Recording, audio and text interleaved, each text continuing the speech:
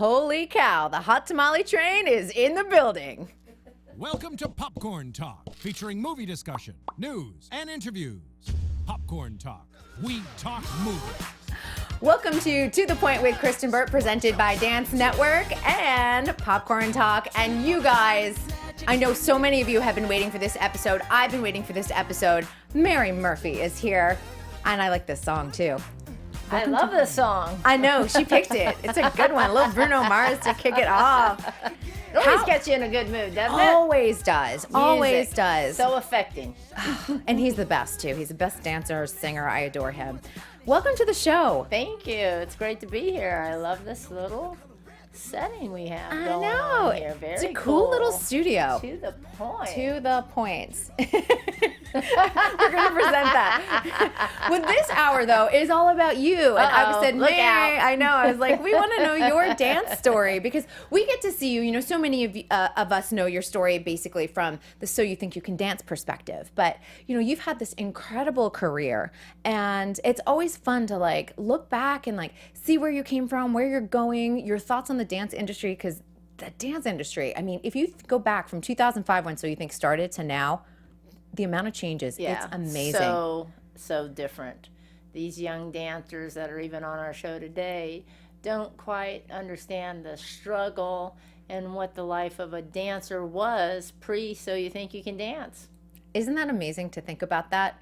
And even just talking to some of them, you know, there's so many options for them. If they decide not to dance professionally, they can go into directing and choreographing and, you know, so many opportunities in teaching around the globe.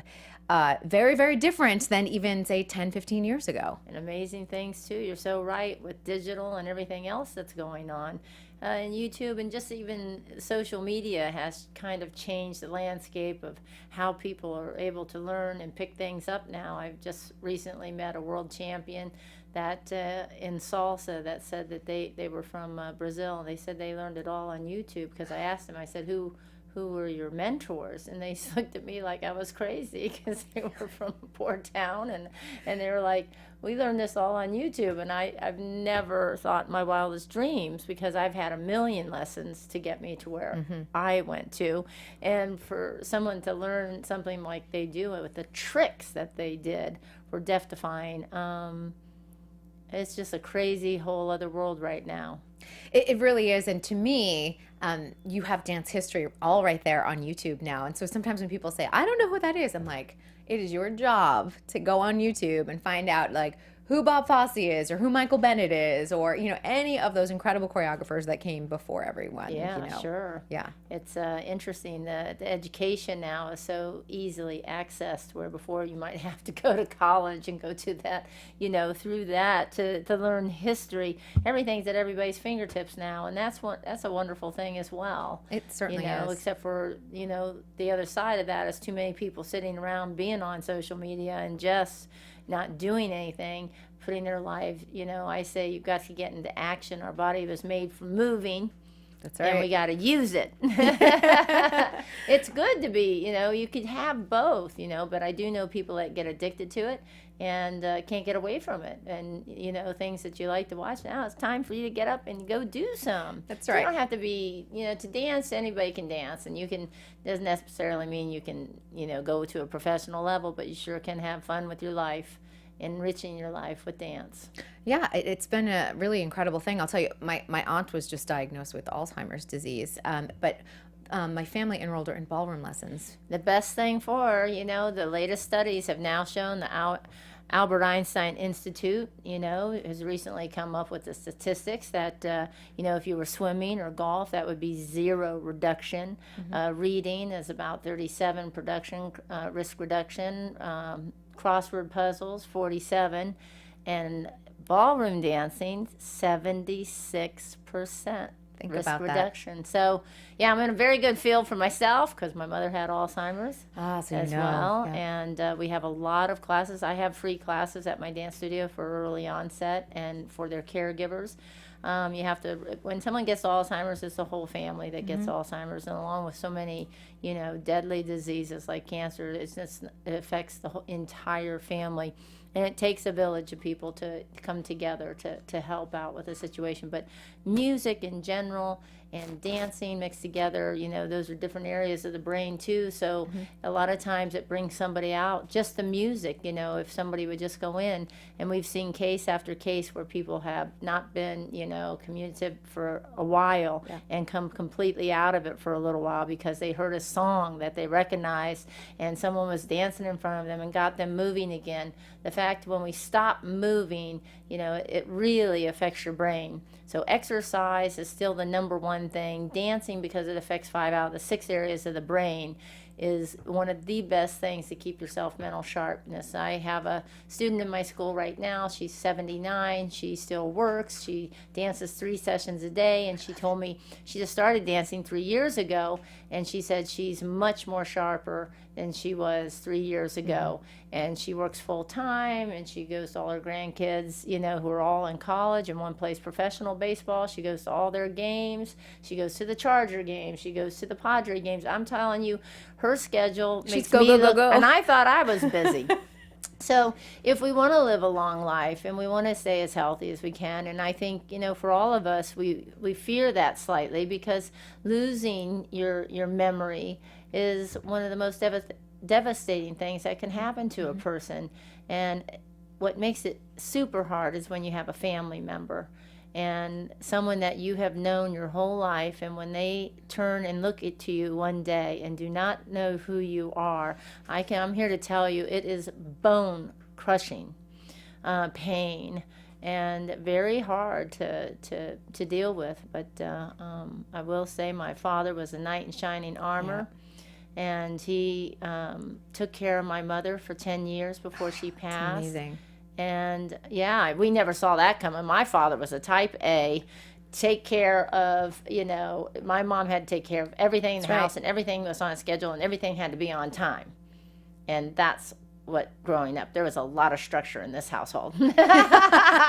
She ran a tight ship. And I'm happy to say that I'm glad. So when my mother, came down with Alzheimer's, I thought, oh my God, my father's not going to be able to take care of her. He doesn't take care of anything like that. But he rose to the occasion, and he was amazing. Made me fall in love with him all over again. Isn't that wonderful, though? It's like he was paying her back, It's Yeah. like you took care of us all these years. I'm going to do Never the same. saw that coming, honest to God. Well, it brought out the beauty. It did. It's really wonderful, It did. though. I've It's never seen my wonderful. father cry until my mother passed. That's heartbreaking. It It's really not is. easy. It's not you know. easy at all. No, we were talking about all of our Ohio people. You are from Ohio, huh? OH10, baby. That's what I'm talking about. No.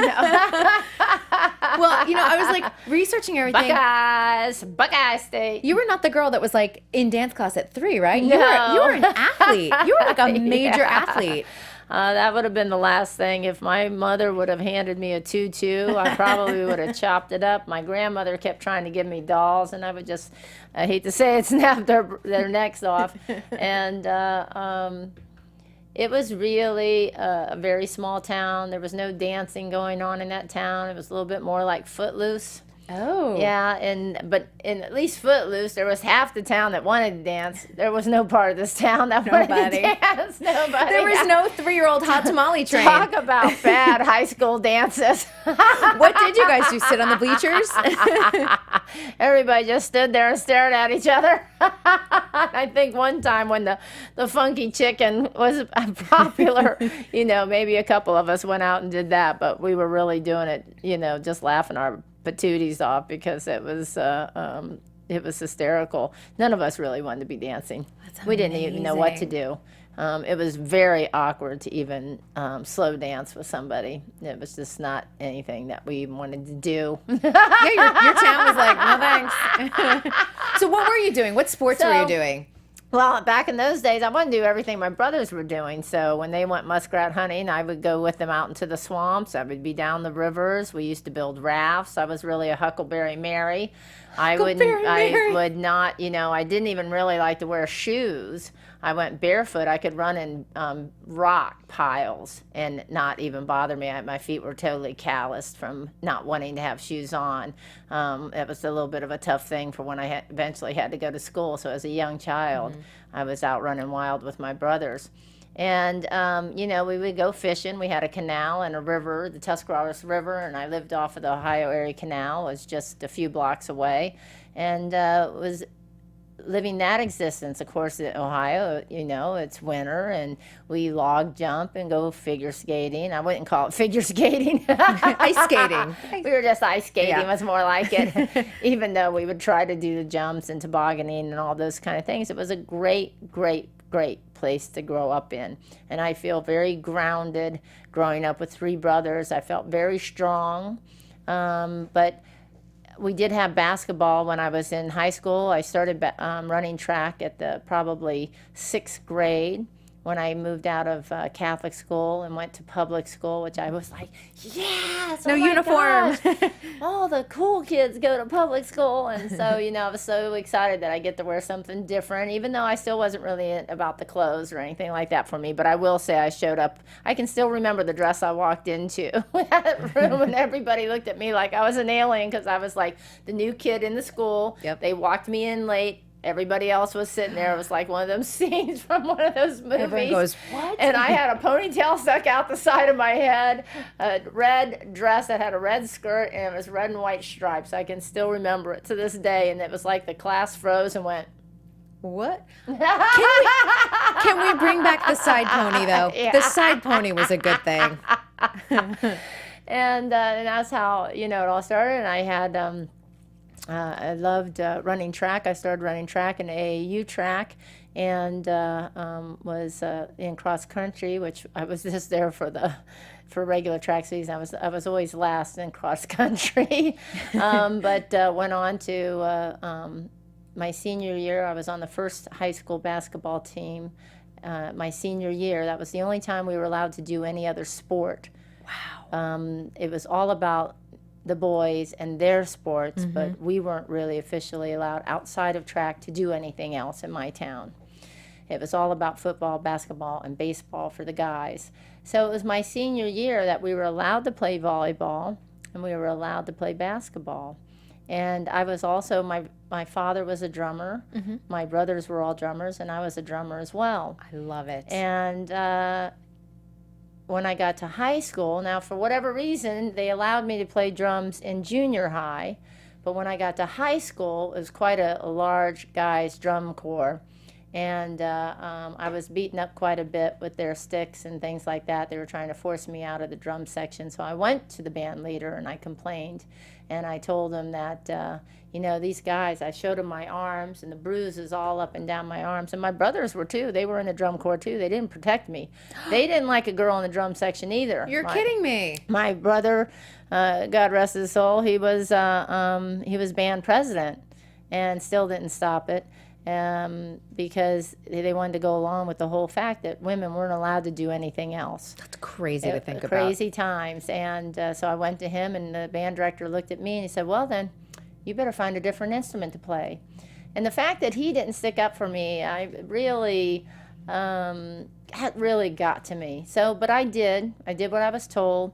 I tried out all the instruments. I ended up playing the bassoon of all instruments. Wait, so you go from the drums to the bassoon. Yeah, That's amazing. I said, I'm going to pick the wildest damn instrument there is. Yeah, they're probably like, why don't you pick up the flute? And you're like, I'm not picking up the flute. Yeah, I tried. I tried all of them. I tried every instrument, even the tuba. But isn't it amazing, though? Like, that moment in your life still sticks with you where they're like, no girls allowed. Yeah. And we still see it sometimes in our society in certain areas, and it's like, Absolutely. we're still fighting back. Even as far as equal pay is still not, we're still not there yet. We're The not fight there. is still not over. And it's outrageous to me if somebody sitting right next to you is doing the exact same job and they're getting paid more than you are for doing the exact same thing. It's outrageous. It's frustrating. So, yeah, we constantly have to, you just can't think that fight's over. You still have to go there. And you have to lift the others behind you guys. This is a good lesson. The That's younger right. generation, we're going to bring you guys up. So it's a responsibility that we all have. It's true. Well, so you're in high school and you're athletic. When does dance come into the picture? Well, I think it came in, the little teeny picture of it, or a glimpse, I should say, of it would be my junior year. I was watching somebody twirl a baton, and I started twirling it, just mimicking what I was seeing. And I picked it up, and I tried out, and I got it. And so my junior year and my senior year, I was head majorette, and I had the responsibility of the major toss of the baton in the front of the football game. Can you still toss a baton? I don't know. I broke my fingers a few years ago in 3 places, and so somebody keeps wanting me to get together with them and do a baton number. And I'm like, the cane number. Watching the cane number the other day was enough to give me a heart attack again. You're like, thanks, Warren Carlisle. That's a nightmare piece. That was so challenging. Yeah, it looks easy, and I'm sure there were some people out there that thought, oh, what are we going on about? That's really not that tough. It actually is, and it's actually on top of everything else you have to learn. I know we're going off track, but 5 hours is no time to learn a routine. Anybody that dances professionally knows that. I would never put myself through that. I would never go out until I perfected something or feel comfortable with it. But these kids that do it in 5 hours, and then besides learning choreography and having to remember that and dancing with a partner, to have incoming objects thrown at you randomly. 10 of them. And we had Paul Cormirian here last week, and he said the stress of having to throw, because it depended on the people that were throwing as well. And if they threw badly, it was bad for the, they're going to drop it. It's bad for Warren. It's bad for Kiki. It's bad for Jenna. For everybody. It's bad. It's bad for us judges because we don't really want to say anything bad. Yeah, like, sorry, you dropped 5 of them, 50%. I think in dress rehearsal, he dropped every single one of them. Oh, my gosh. And so the stress of that, mentally doing that, probably weighed very heavy on his heart as you're trying to perform as well. My hat's off to all these kids on So You Think You Can Dance, because I know I could never do what they're doing, and I have such an appreciation for what they're doing. And when they bring anything up to a level that would have a performance in it as well, just getting through it needs to be applauded. That's right. It doesn't matter whether you might not love everything, and something might not touch you every single single song or every single routine that you see. But to get through something like that and not have a blackout, it's a miracle in itself. They do make it look easy, and sometimes somebody that doesn't know anything about dance would sit back and say, well, that looked pretty easy. There were a lot of comments under that video on YouTube. I saw them, and they were like, that was so easy. And I was like, live TV, pass Academy, get selected for a team. I said this earlier today. I was like, I challenge y'all. Yeah. Come on down. And Warren Carlisle choreography, he makes things look simple. His choreography is never simple. It's very fast. No. And so that's the challenge with Warren. I've asked him after the show, I said, please don't do that again if you're choreographing again on the season. Yeah. I said, Warren, just don't do it again to me. My heart can't take it. I was in the studio that week too, and everyone around me was like, yeah. And one after the other. Somebody made a comment on social media. They're like, Mary must be really out of shape because she's really out of breath. We were all dying. We were all dying. I was holding. It's because we're holding our breath, My heart was in my throat the whole time. The entire audience that was there, I think, felt exactly the same way. And by the end, it was like, watching a Rocky movie or something. By the end, even if you weren't one of Kiki's fans or something like that, the whole audience at the end was like, yes! My favorite was Jenna's face on that last cane grab. She was like, yes! I would have probably screamed out loud, but yeah. Yeah, so many things can go wrong with the prop. Never easy, but I will say that has been the toughest prop piece I've seen, and I think in the history of So You Think You Can Dance. I would agree with that. It would give me the most anxiety. It gave me the most anxiety judging. I laughed because I felt, when I said it took me out of my comfort zone, because these kids are always out of their comfort zone. Took me out of my comfort zone because I'm quite comfortable judging up there, you know what I mean? Yeah. And that was one time that, while watching the number, it was just holding my breath and just, hoping that he didn't drop it, and her, because, it's one thing when you let yourself down in the dancing or whatever, but when you think, it's just a prop, let me just catch it, Right. It's a mental game. That was an extreme mental game thrown on top of dancing. Thanks, Warren. Yeah. Thanks, Warren. Thanks, I hope you're Warren. watching. I love. Hey, you know what we ought to do is make Warren do that number in That's the right, grand Warren. finale. How about that? I'm down with that. I'm totally down with that. And Warren Carlisle is the nicest man, too, by the way. He is. The super kindest. nice. Yeah, he's really great. He's so busy working with Bet and, all of these Bernadette Amazing. Peters. I know. They're Broadway just people. Broadway. He's so Broadway. I love it. So you have the baton. So I have the baton. I decide that every time I threw it up and I caught it, that I loved the applause of it all. And I knew that I was pretty good at it, and I was self-taught. So when I got to college, that was the first time I was actually, and I have my degree in physical education. I was going to school to be a track coach and to be a physical educator. And that's all I knew to do, and that's what I wanted to be. You've Full always been a on. mover, though. Yeah, been a mover. Yep. Can't sit still. Nope. Even now, I'm rocking back and forth. like, now. She's going to be hanging from the ceiling before long. Yeah. And so, for an elective, I took a modern dance class. And they had a big dance program there at Ohio University. And I said, oh, wow, this is interesting. So I kind of liked it. And I took, all of a sudden, before long, I was taking so many dance electives. I was taking jazz, ballet, That's amazing. tons of modern dance. That I knew at my age that the next step would be to go to New York City. And I didn't think I was that talented to just up when I knew everybody else had started at the age of 3. Mm-hmm. So now I'm starting to realize that, I didn't have dance training when I was little. But my first husband moved me to Washington, D.C. And when I wasn't really allowed to work. Did you get married right out of college? I got married at 19. You were a baby. He was 18, I was 19. We had no business getting married Right. at that age.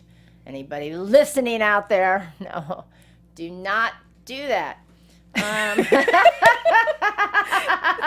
got really stern all of a sudden. I know, very motherly, wasn't it? It was. I was like, don't Send do your it. kids to Mama Mary. I'll set them straight. Well, I just had Logan and, Kaylee in here, and they're 18 and 19. And Yes, I can't. can you even begin to No. imagine? So I got married way too young. I was married to someone from the Middle East, and he did not like it for me to work or do anything. And so every time he'd leave the country, I walked into a dance studio as a fluke for a summer job. I was totally still planning on teaching physical education someplace. And I'll be honest, I didn't really like the job then either. The school didn't really have any high-level dancers in it. Mm-hmm. And there wasn't really it was a heavy sales machine, and there was not a lot of, there was no high-level dancers in there. So I was about ready to quit after 6 months of doing that. And then the manager said, you know what, I see something in you. I think you need to see the United States Ballroom Championships. Ooh. And I was like, oh, okay. I've never been to New York City. I was all fired up, even Washington, D.C. was more than I've ever been around in my entire life. And I went to New York City. It was held at the Waldorf Astoria. It was 3-tiered balconies, crystal chandeliers everywhere, 2 massive doors that opened up. It was like something out of a movie. I walked in with them, and about 10 feet in, we stopped, and there was just like 20 or 30 dancers swooping and beautiful. They had long ball gowns on and rhinestones and feathers and makeup and hair, exactly everything I wasn't. And I turned to them and I said, I'm going to be the United States champion, and I'm going to be a professional ballroom dancer. And they kind of looked at me and probably thinking, okay. But you set your mind to it. I said it out loud, and I went back to Washington, D.C., and I researched and found the best dancers that were available. Very lucky for me, there were Nancy and Joe Jenkins, who were 3rd in the world, which in those years, there was never American that was even in the top 6, probably in the history of ballroom dancing. So my very first coaches were Nancy Jenkins, and so I was very lucky to start training with somebody that was so amazing in the international standard style, which is the waltz, foxtrot, tango, quick step, and Viennese waltz. And then, once he came back and found me that I was interested in something, and he moved me again. And every time I would get interested, I'd be moved again. and then he would leave and go back to the Middle East. And at wherever I was, I'd be driving. When he'd go out of town, I'd be driving to go Find that dance studio. find a dance studio. And I ended up in Columbus, Ohio. I was actually in Springfield, Ohio, and then started driving to Columbus, Ohio. And which is a fabulous artistic town. I don't know if really people realize that. There's a lot of dancing going on there now. And I just found David Butcher and Artie Stone. And I, instead of just having one partner, I had two. I was like, I felt like I had, a horse blinders on. I'm honing in on it. So every second I could, I was just eating up all the information, and was very successful early on, becoming the Mid-United States champion and things like that very quickly.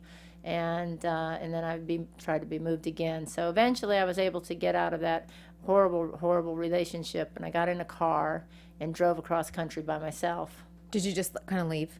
I did, in the middle of the night. How long had you been married at that point? Almost 8 years. Wow. That's a long time. Yeah, it was a long time. I don't think people understand when you're in something that's abusive, it's not easy to just get up and go. No, you can't. It's not that. And until somebody, I think it's a whole nother level, I've always said being beaten and raped by, a stranger would have been better. Because when it's a loved one, someone that you fell in love with, and someone that you thought was your knight in shining armor. Trusted, when someone like that hits you, that's what people don't really understand, how quickly. And I was you have to understand, very strong person going into university. But when someone does that, your self-confidence, your self-esteem drops below. They break you down. The floor level. Yeah. And you still love the person, even though they hit you. And when someone tells you that'll never happen again, and you're crying, and everybody's crying, and oh my God, I'm so sorry I did that, that actually became my mantra over the next 7-8 years. And I had to hear that time and time again. I would get presents and be whisked off to amazing trips afterwards. And so even till this day, the beauty of that, it's a hard word to say, the beauty of that. Chris. But when you look back on something, you can't see when you're in it, when you're in deep and you're in trouble in your life. There's always that silver lining. There is always a gem. It just takes a while. So if you're in the middle of anything like that right now, hold on, because there is light at the end of the tunnel. You just can't see it, and I understand that you can't see it. But when you can break loose from that, I look back, I would not have the life I have. I would never have been a dancer had he not moved me to Washington, D.C., and I walked into that dance studio. I would never be on So You Think You Can Dance had it not been for that relationship. That was horrific in many levels. So there is a positive, and I have released any hate and forgive. Never forget. You don't forget. But it still fuels me, because I was told a million times, if you ever leave, you'll be homeless.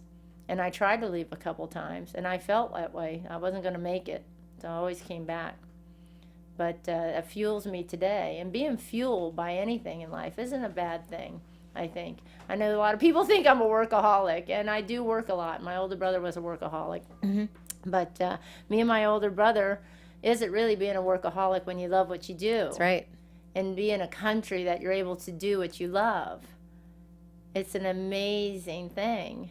Because there are many women that, are more still back in the day where you're not allowed to play basketball. Right. You're not allowed to dance. And places in the world that are actually like that for women. So we're truly blessed in this country. And I still feel, even though I went through a really bad 8 years, there was still a blessing in there for me. Dance saved you. Dance saved my life, for sure. Unbelievable. And it can, I've heard story after story of what it's done for people. Until you do it, I don't think you can really understand it. And I see people have their lives changed every day in my dance studio. And I've had a dance studio for 27 years now. Which is amazing. 'Cause a dance studio, I don't know if people understand how hard it is to run a dance studio. And to keep one open for decades is a tribute to what you're doing. Thank you. It's not any easier today, and even being on television has nothing to do with it as it was when I first started. You're still going to have the same issues and the same problems and the same joys. That's the beauty of it. The joys of seeing people grow in my studio far outweigh, oh, the toilet's broken again, The ceiling just fell down. That's awesome. All kinds of things can happen. And that's certainly been a joy in my life. I like being the Mama Mary. Everybody comes to me and tells me their problems. I'm like the Ann Landers, but the kids out there today, they wouldn't even know who Ann Landers is. I know, they're like, what's who? Dear What? Abby? Who's that? Dear Abby? And they were sisters, Yes, Ann Landers and Dear Abby. I know. There's two of them. Kind of the dance world, and I love that role. I love being in my office and people coming in and telling me what their issues are, and me trying to be the problem solver. I love it. So many babies, though. Isn't that nice? It is nice. You have so many babies. Old and young, probably. I know, I do. I love it. But that's wonderful. And your studio is in San Diego. It's in San Diego, Champion Ballroom Academy. Fan. 4255 Ruffin Road. No. She's like, come on now. Are you able, you have such a busy schedule, are you able to teach? Because I know you're judging and you've got So You Think and... Well, I do still go back and teach. I try to teach Wednesday through Friday. Mm-hmm. Saturday, I call it my maintenance day. I gotta get You my need one nails done. I for do. you, though. It's for you. That's only when I'm on season. When I'm off season, I forget about maintenance day. I shouldn't, but I do. I'd be like, I'm on the couch on maintenance Yeah, day. that's right. No, most likely I'd still be down at the dance studio. And I have 2 shows a year that I do. I do one October 21st. It's kind of like our Halloween bash. And then I do one in May, which is the anniversary bash. So I only do 2 there. Then I own the Hollywood Dance Board Championships with 2 business partners, one from Dancing with the Stars, Jonathan Roberts, and Michael Chapman from Florida. And then I have the Holiday Dance Classic in Las Vegas with Sam Sedano and Wendy Johnson. And that outside of that, and thank God those 2 competitions I owned are more towards the end of the year. They've always been after So You Think You Can Dance, except for the year of the double season. That's right. So that I'm able to, do everything and let focus. it flow. Yeah, that's good. I did 4 years of So You Think You Can Dance Canada as well, and sometimes we were at the same time, so I'd be red-eyeing it up there, do a show, fly back on the red-eye, come back and do a show in the United States, go back up there, because in those days, the shows would have a break in between the days, and we'd have a kickoff show, and so did they. So, oh my, you were all over the place. So you've worked with some people especially like Luther Brown, who was doing So You Think You Can. I know Luther Brown really well. Stacey Tukey, Stacey Tukey. Jean-Marc Generaux. Of course, I helped him get on to So You Think You Can Dance in the first place, and we had the American version started first. I've also told them about Luther Brown. You should think of having Luther. Stacey was already living in L.A., so she was already on the early versions of So You Think You Can Dance. But then I got Jean-Marc on, and then eventually Luther. Oh, that's fantastic. Yeah, there were some great dancers, and there are great dancers in Canada, and they love So You Think You Can Dance, but they got bought up by another network. Bell South bought CTV. And they were a little bit more news-oriented and sports-oriented, and they decided to... That's too bad. And the people love it. They love the American version, too. But yeah, we hear from a lot of fans that are like, I love this certain season of, So You Think You Can Dance. We saw Dennis, one of the champions, of course. He was on World of Dance, DNA, come on. He and Antonina are fantastic. He won the Canadian version. He was a young man, started in ballet, did all the styles, and then ended up in ballroom. And he's an amateur now competing in the United States for Canada, and he is amazing. And the fact that I judged and he won that season, it was like a few years later then, and I was at a competition in Los Angeles, and I was sitting there, and my eyes kept being drawn to this kid. And I was like, oh my gosh, this kid's wonderful. I don't know who he is. His hair was long, and it was in his face all the time. And after the competition, he came up to me, and I almost had a heart attack because I didn't recognize him with his long hair, and he was so wild. It was unbridled. It was like so refreshing to see somebody out there just, the creativity. I mean, So You Think You Can Dance had done so much for this ballroom that changed the style that I found it so unbelievable, refreshing to watch. And I couldn't believe it was him, so I wrote him. Actually, I don't really write a lot of people that I watch dance. I felt compelled to. Nice. And I wrote him a long letter, and I said, whatever the track you're on the right track. And don't let anybody else, because we do have an industry that they like to turn our dancers sometimes into cookie cutter. It's like making a factory of everybody dancing exactly the same way. You are amazing in what you're doing and the path you're going on. Stay on that path. Don't let anybody talk you out of it. And it used to be all the master coaches in the ballroom industry were in England. And that's really changed now. They don't really have, there's still some amazing master coaches that were still my master coaches. And but it's definitely changed. The very strong pockets in Italy and Germany and the United States is very powerful in ballroom dance. And I have to say a large part of that is due to the Russian influence. We have all the Eastern Bloc countries, coming, and Russia coming now. And I don't know what it is in the water over there, but I mean, their work ethic is very strong, and the parents back ballroom dancing. And the only other place in this country that I see it like that for ballroom dancing is Utah. Utah, exactly. We see it. We've seen a lot of them come on So You Think. Exactly. We've had a ton of Utah dancers come on So You Think. It's amazing, and it's just so refreshing to see that too, that the fact that whole families dance in Utah, and that they're very behind it, and the church is behind everybody dancing. And everything would just be better if everybody was dancing. It's true. It keeps people out of trouble. It really does.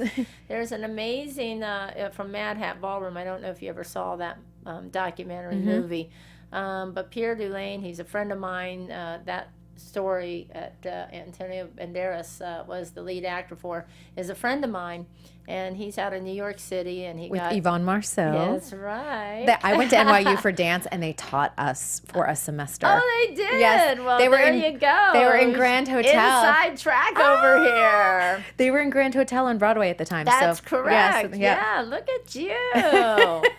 All in the know. I'm finding out some stuff about her today. What? But they're spectacular. Have you seen this new documentary? I haven't seen it yet, but I've heard all about it. Return to Jeff.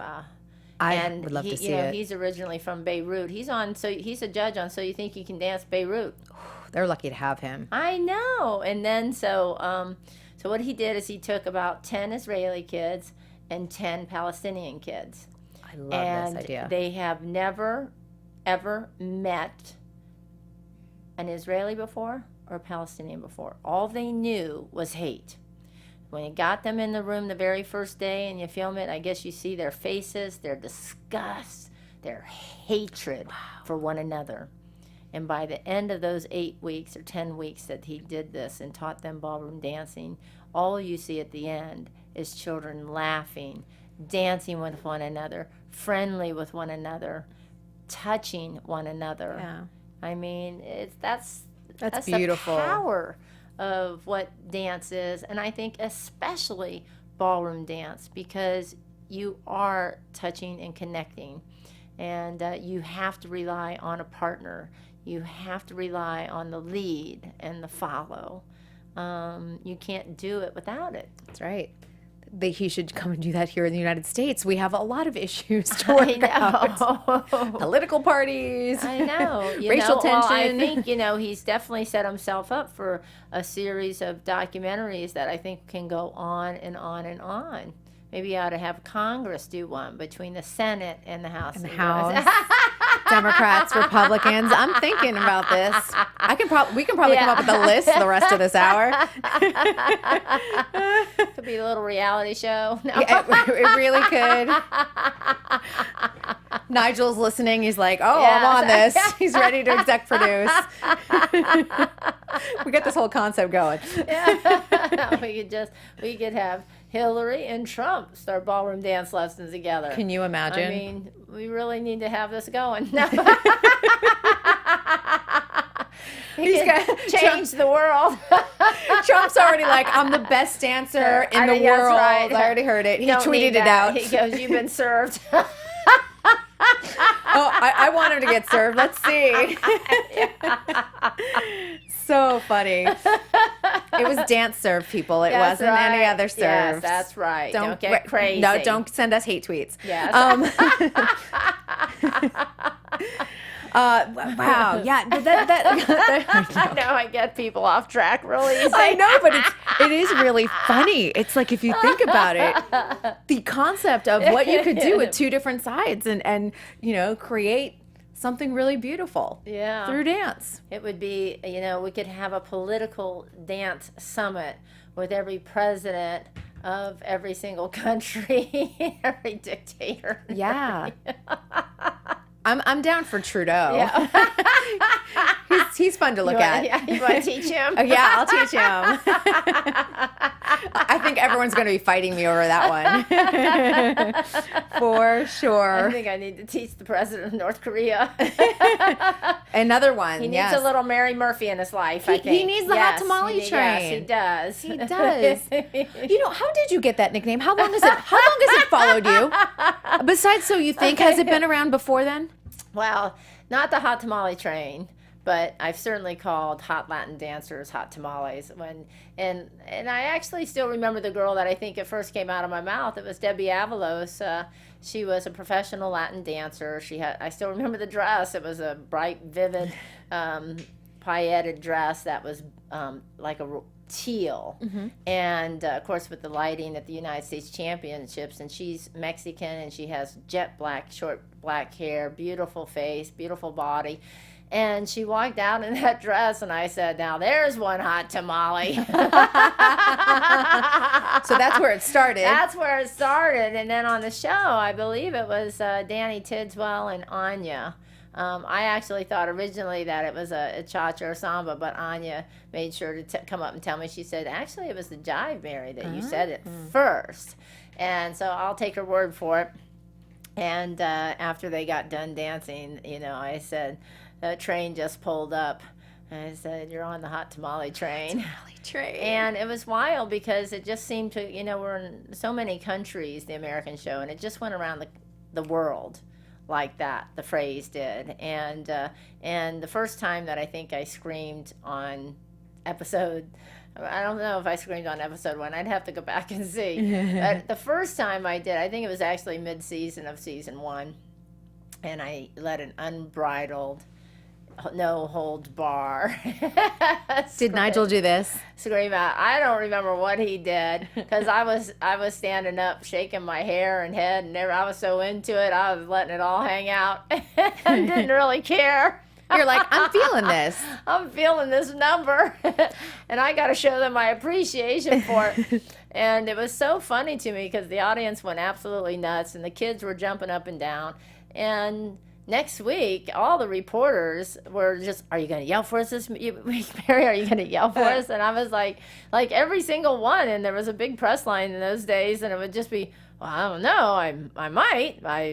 If it's really good, I might. But Right. It was just like, I'm not a parrot. I'm gonna." You're like, "I do it when I feel it." Will you and yell for us? Will you yell for us? I can't tell you how many ears I've blown out across the country. There you go. There's Nigel and Vanessa. Yeah. From auditions this year. Hey, at that point, I was really sick in December and January. I'm so grateful that those auditions started in March. To be able to be there and be on the show, I'm just so glad I was there. To be able to scream, it was, it's amazing to look at that picture now. And I gained quite a bit of weight over, I had 2 surgeries and a procedure done. And I look at that picture and I just can't believe I was even there.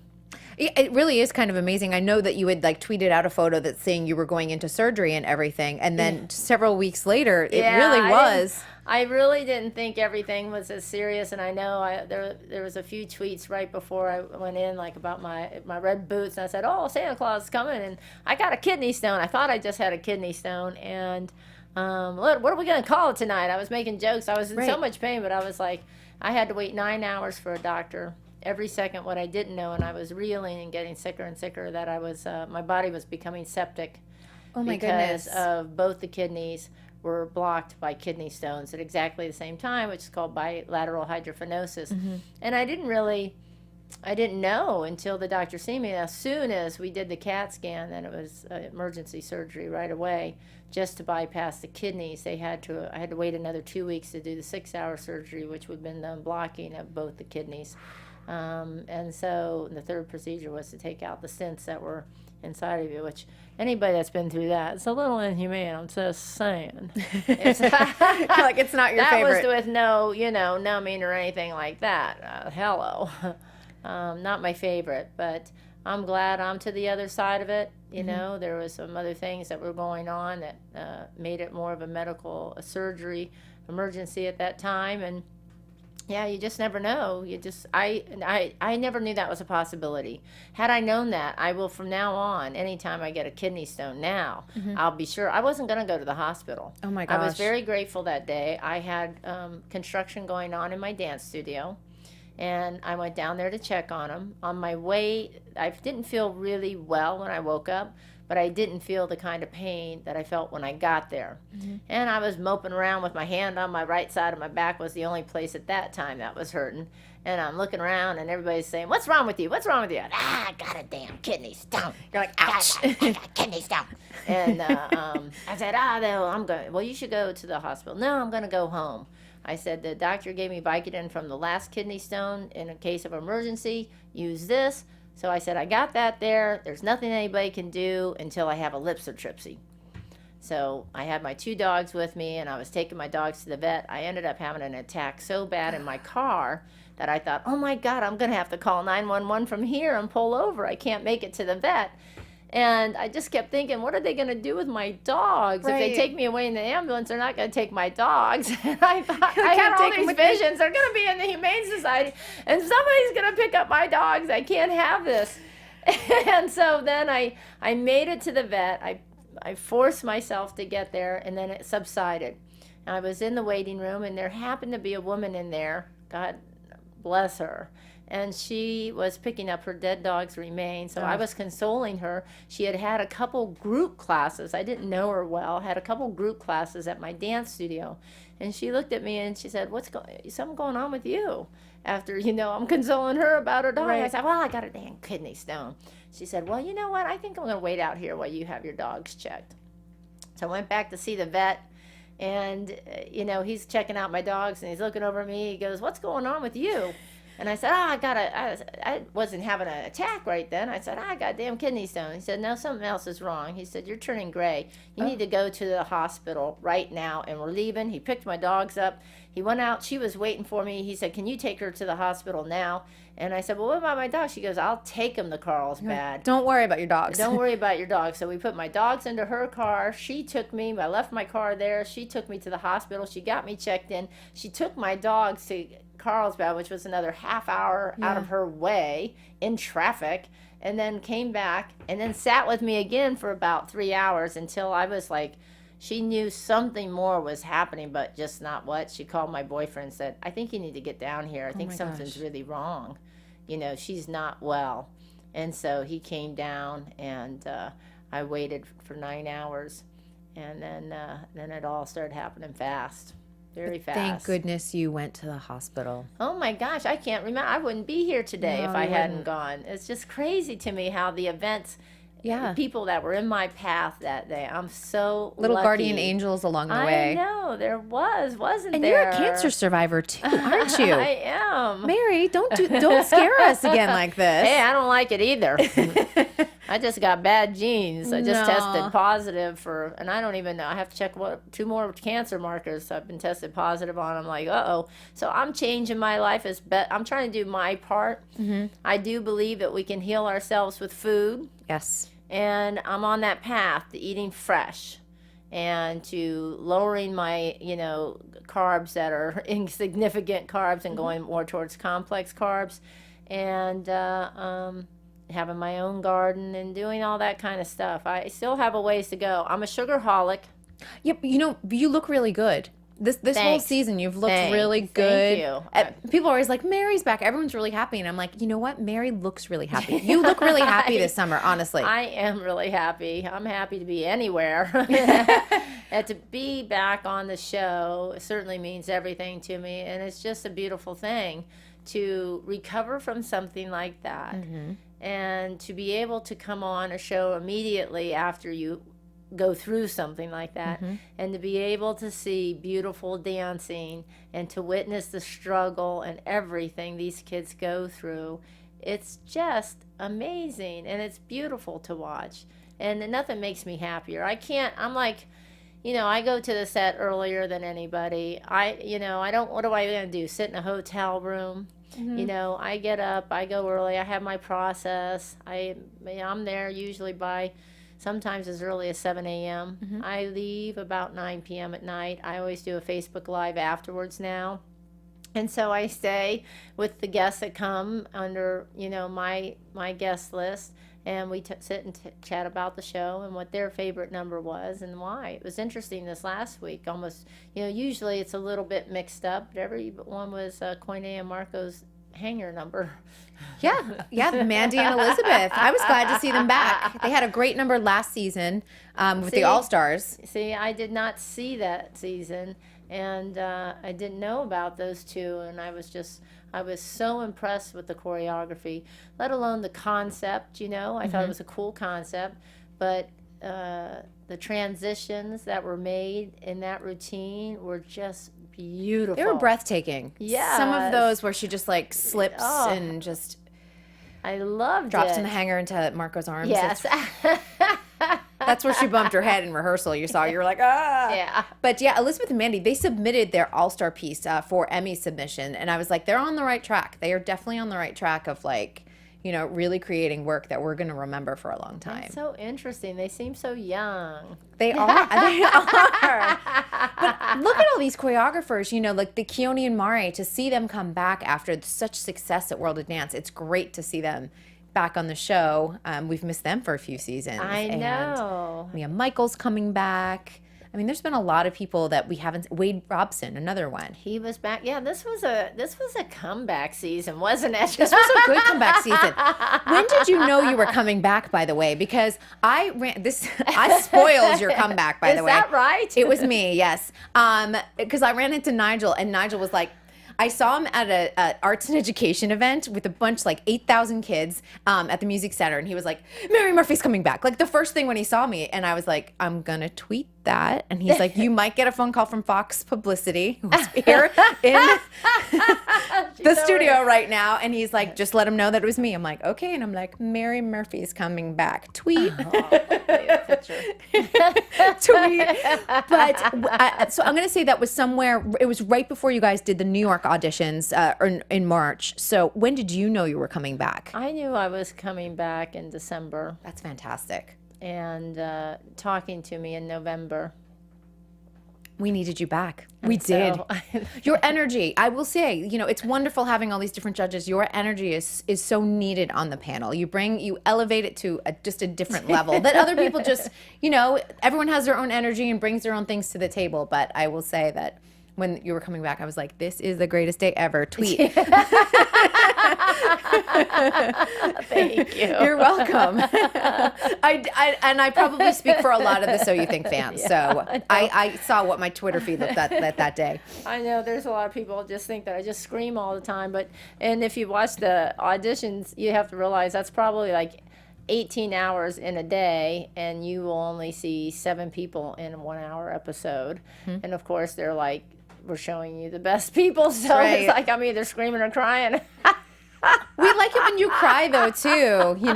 It's because you're human, and you feel it. I'm not an actress.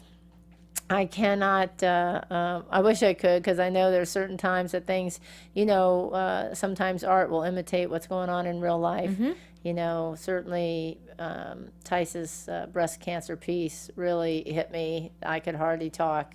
get anything legible out because one of my closest friends was going through a double mastectomy that week. So sometimes when that stuff is going on in your life, or my father died when I was on the show and stuff like that, I mean, it's not easy. And It's then real. And somebody does a piece on cancer. My father died of lung cancer. I was just, a basket case. It's really hard to recover. But the beauty about dancing and how it can affect and millions of people. I mean, I'll never forget the very first time that I cried on So You Think You Can Dance, and I think I was one of the few people back in those days that actually had let that go to an extent that she's really crying over that one, isn't she? No.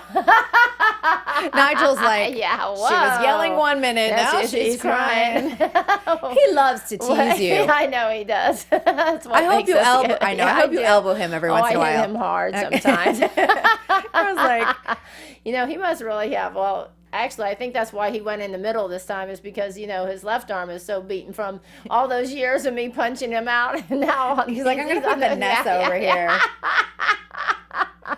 I have to ask, and I asked this of Nigel. We've had panels of 3 and 4 and stuff like that. I am surprised we have not brought back choreographers back on the panel. Do you think that that's a good idea or a bad idea? I've liked it. I've enjoyed it. I will tell you this: when I went off on season 1 and 2, I choreographed. I only left the judging table 2 episodes to choreograph, and I would choreograph 2 routines in 1 episode both times, and then did a group number on the one.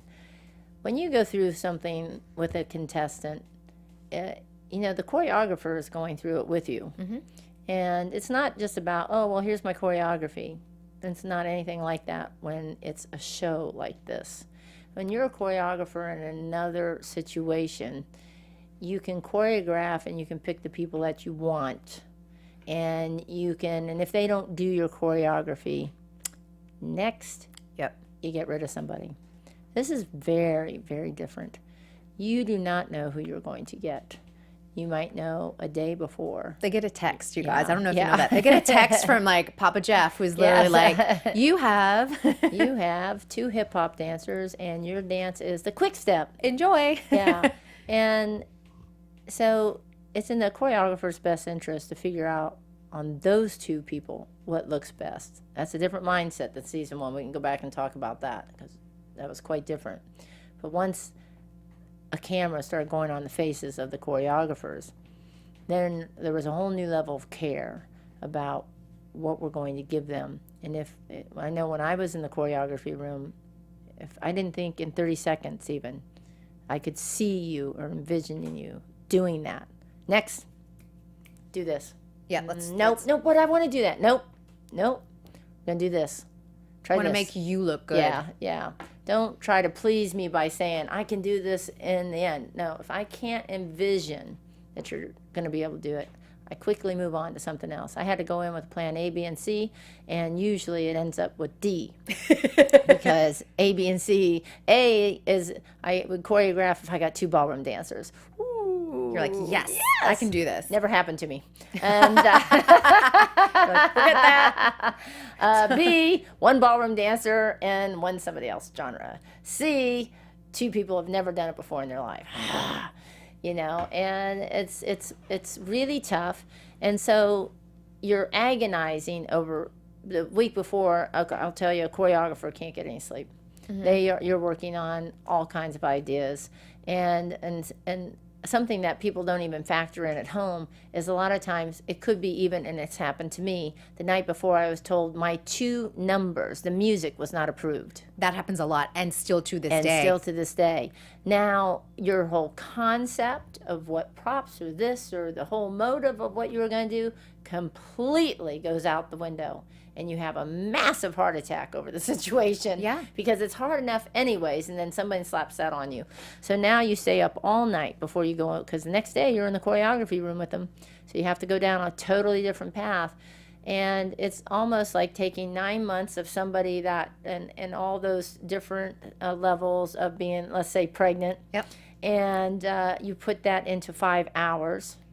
So you have now just Condensed it. Unbelievable. You have gone through something with them. I am now emotionally attached to them. I can't help myself. And then you pulled it off for me and for you, but you're still sitting there. Oh, you're sitting in the stands going, oh, thank God. Thank God. I can't believe they did that. And because they weren't doing it in rehearsal. Now we gone something, you go to them up at the show, you're hugging them. They have now become part of your family. To have somebody, I couldn't have been happier to be made permanent judge in season 3. I'd see the value in it now because it was hard for me to be, what's the right word? I can't think of it right now, but I couldn't stop my feelings for the people that I went through something, and you did so well for me. You need a little more compartmentalization. Yeah, I needed to be another step away from that, to judge freely and not be, like even if I have a friend dance today and I'm judging a ballroom, it's hard for me, if you both are even dancing the same way, well, who are you going to give it to? You're going to give it to your friend. Right. So to put somebody in that position, I think is dangerous for the show because there's even like some hidden favoritism, even if you're not intentionally doing it. Yeah. It's an interesting perspective. That makes a lot of sense. I know. I feel like I can judge freely. I can say, in all honesty, without any kind of prejudice or anything. I go in with a clean slate every week. No, try not to think, because I feel like in this show, whether you might even start to have a favorite or whatever, anything can happen when someone does another dance genre. That's right. Even if they've been doing well all the way. I mean, you take Lexus last week, struggling in that hustle. He struggled big time that disco number. Because of course, the body's starting to give out. But to do 6 lifts, is incredible for anybody. And then he had the samba on top of it. So he was doing a very, lot of very lifting. fast, very, very demanding and rhythmical routines, So something like that, it's a lot. You go through something like that with somebody. Yeah. I can't remember it. Well, and it's so funny. It's easy for us, especially like sitting on the couch watching this going, that number was terrible, whatever. These kids are under so much stress. On the press line last night, it was written all over their faces in terms of like fatigue. Their bodies are tired. Everyone was looking forward to today and having today off. Oh, did they get today off? They got today off, and they were gearing up. They're doing 6 numbers next week. That's a lot. Yeah. I don't know how they're going to do it. I don't know how they do it. They seem to find a way. I just I have nothing but praise and love for what goes on and what they do to endure a grueling show like this. I do know one thing, that it will prepare them for life, and it will prepare them for, I don't think anything in their dance career will be as hard as this. Right. And I think they come out with so many more new tools and become like such a strong dancer. I mean, when I think of Dennis from Canada and I watch him dance, I see the improvement in Kiki as a ballroom dancer, doing the different dance genres, and he's doing things that he never thought he could ever do possible. His body does not move in the ways that they're asking him to see the underdog, like someone like himself, make this finale is... It's a big deal. It's a big deal. Warren said to me last week, he said, if I could hop him on a plane right now and take him back with me to New York, he's like, I'd throw him in a show right now. Kiki.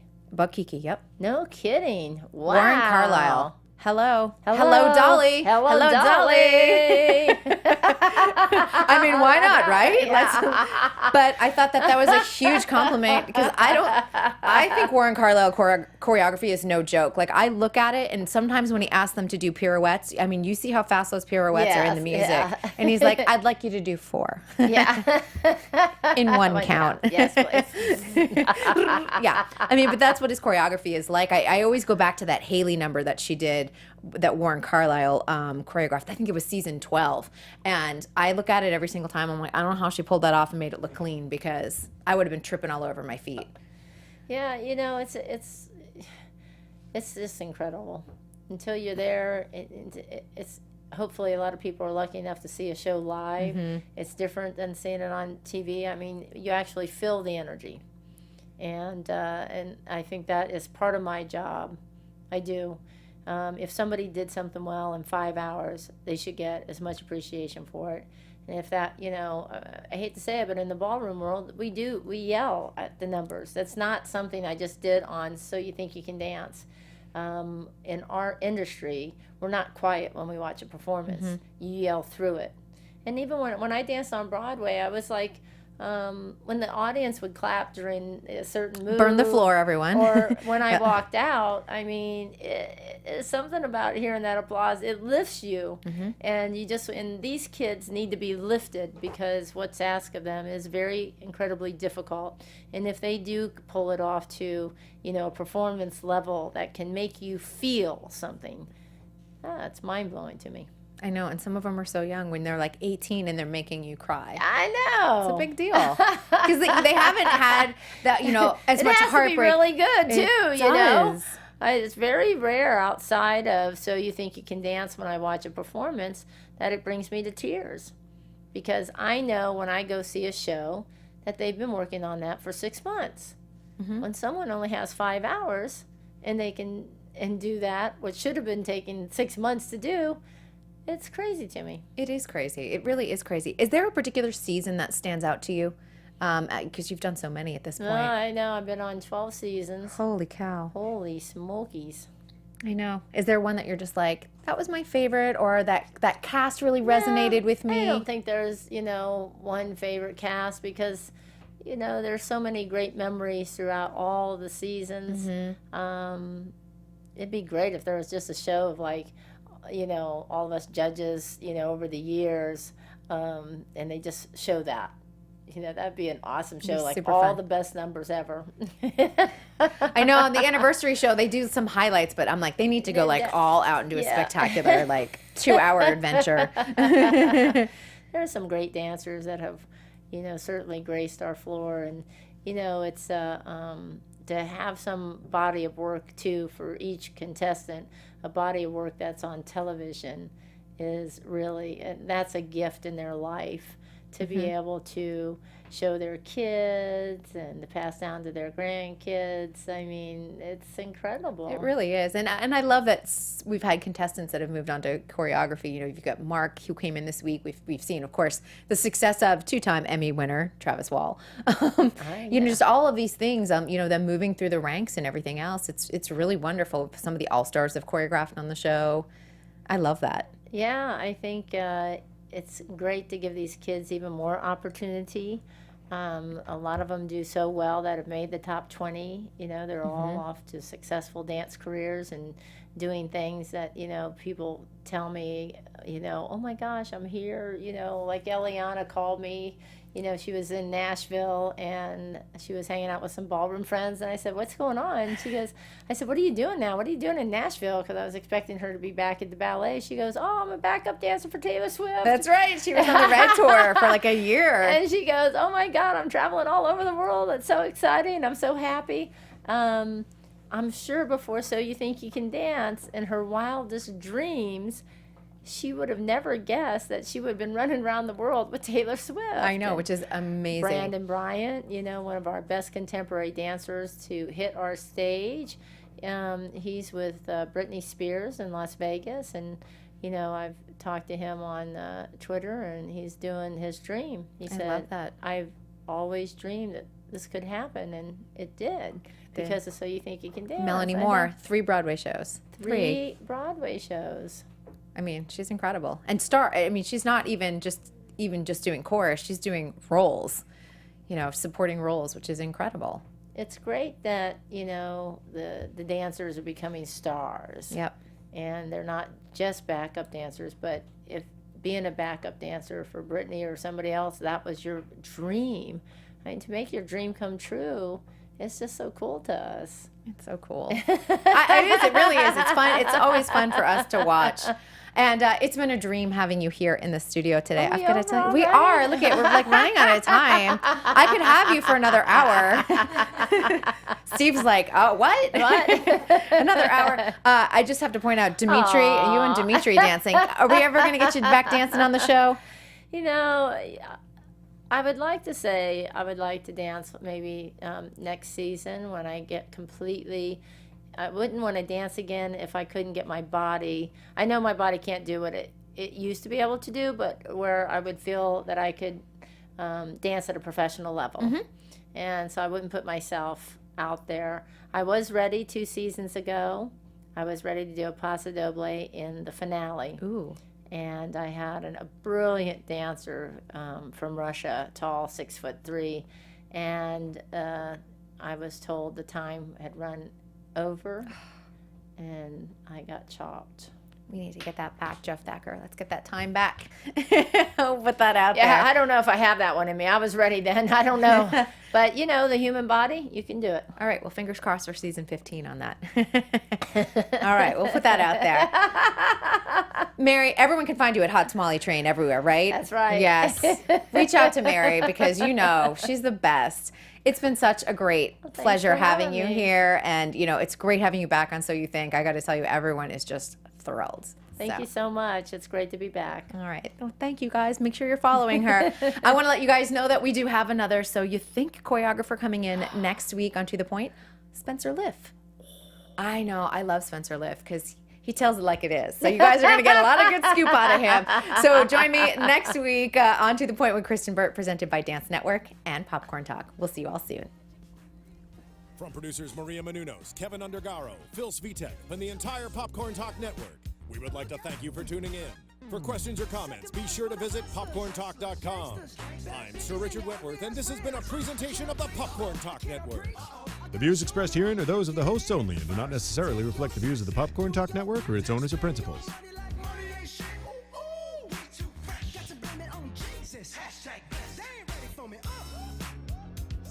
I'm a dangerous man with some money in my pocket. Keep up. So many pretty girls.